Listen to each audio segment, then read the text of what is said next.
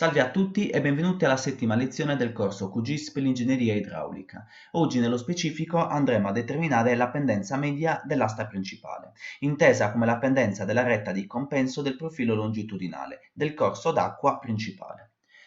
Come prima operazione, innanzitutto dobbiamo andare ad analizzare quella che è la formulazione di Taylor-Swartz, che è quella che utilizzeremo per il calcolo della pendenza media.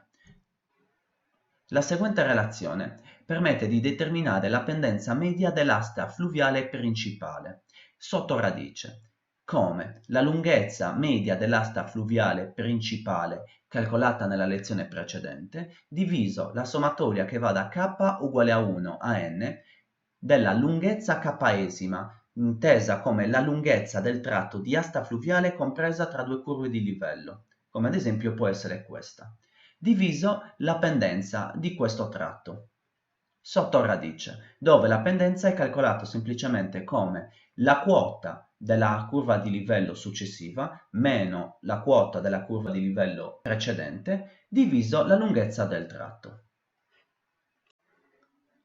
Per calcolare la lunghezza dei vari tratti di asta fluviale compresi tra le varie curve di livello, dobbiamo utilizzare la seguente funzione, che prende il nome di split line with line. Doppio clic. In ingresso andiamo a mettere l'asta principale e qua invece andremo a mettere le curve di livello. Andiamo su Esegui.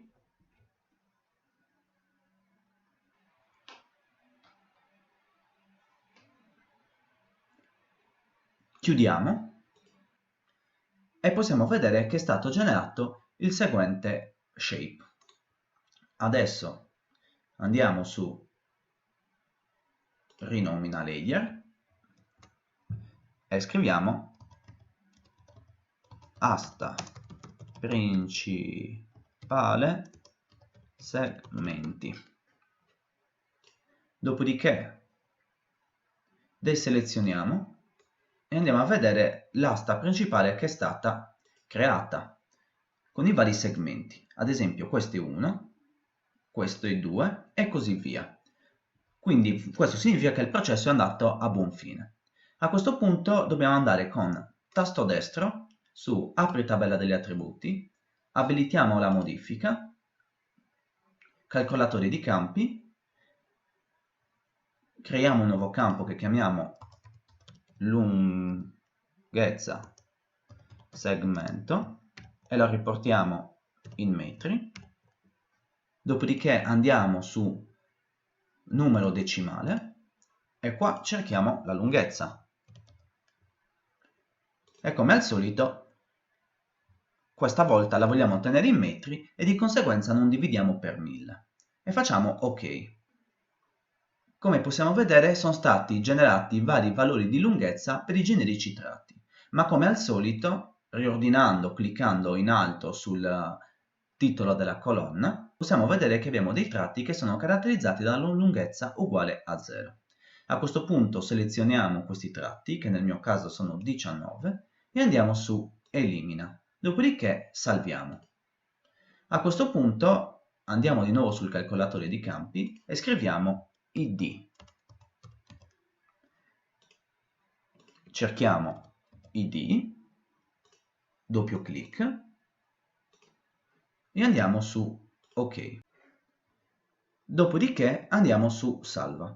Come possiamo vedere è stata generata una colonna in cui per ogni elemento corrisponde un valore numerico che va da 0 fino ad arrivare al numero di tratti considerato, 91.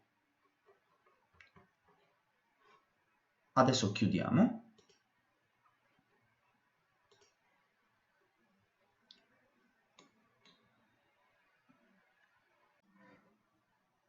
A questo punto dobbiamo andare a determinare la quota in corrispondenza dell'intersezione tra le varie curve di livello e l'asta principale considerata. Per fare questa operazione innanzitutto andiamo a scrivere la seguente funzione.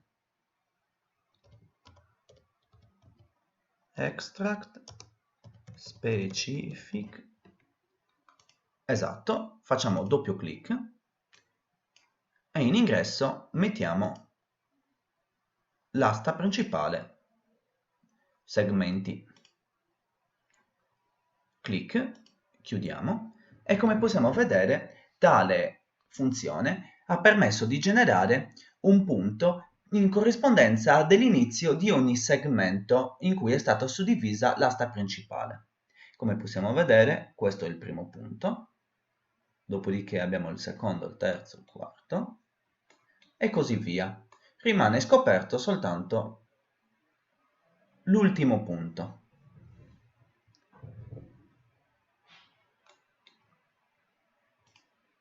Lo shape creato, invece, è caratterizzato da un insieme di colonne di cui quelle realmente importanti sono le seguenti.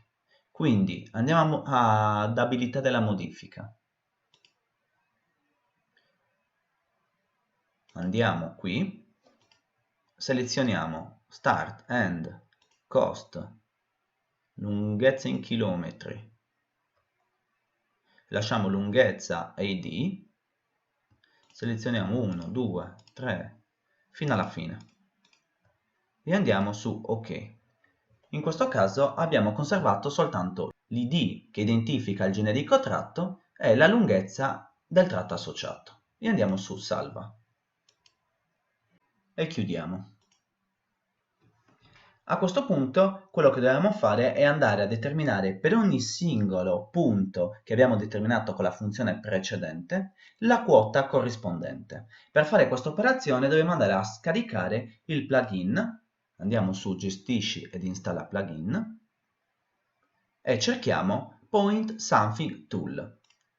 Andiamo su Installa, io non lo faccio in quanto è già installato sulla mia versione di QGIS, vado su Chiudi e a questo punto possiamo vedere che comparirà la seguente icona. Come prima operazione però dobbiamo andare a selezionare innanzitutto vertici, dopodiché andiamo ad accendere bacino raster, perché per ogni punto dobbiamo andare a prendere in considerazione la quota corrispondente e questo lo fa in funzione dei layer che sono accesi, dopodiché andiamo sull'icona, lasciamo vertici e selezioniamo lunghezza id, dopodiché andiamo su banda 1, cioè questa permette di calcolare la quota del generico punto. E adesso andiamo su Browser e cerchiamo la cartella dove salvare e la chiamiamo quote di stanze. Salva, ok, chiudiamo e come possiamo vedere è stato generato il seguente geopackage. Andiamo tasto destro, apri tabella degli attributi e come possiamo vedere abbiamo il feed generato in automatico, la lunghezza del segmento in metri che abbiamo calcolato precedentemente, l'id e inoltre anche la quota del bacino. Poiché possiamo vedere che ci sono queste differenze, possiamo fare una operazione per arrotondare questo valore appena misurato. Cioè andiamo su abilitiamo la modifica, calcolatore di campi, dopodiché calcoliamo quote, numero intero, e possiamo andare semplicemente a cercare la nostra colonna bacino, oppure semplicemente utilizzando la funzione round. Per ora possiamo fare questa operazione, facciamo ok, ed è stato generato appunto il nostro valore intero. A questo punto possiamo semplicemente andare a cancellare la seguente colonna, su ok, e salviamo. E chiudi. E chiudiamo. Infine, per concludere la procedura, dobbiamo andare a salvare il file CSV, appunto del file che abbiamo appena determinato, quote e distanze. Per fare questo andiamo su tasto destro, esporta, salva elementi come, su formato selezioniamo CSV, nome, doppio clic, andiamo sulla cartella considerata. Io nel mio caso lo chiamo quote distanze CSV e vado su salva. Infine faccio OK. Sovrascrivi file? Sì. Con questa operazione abbiamo terminato la prima parte del nostro video. Nella prossima parte fondamentalmente calcoleremo la pendenza media dell'asta fluviale utilizzando la console di Python.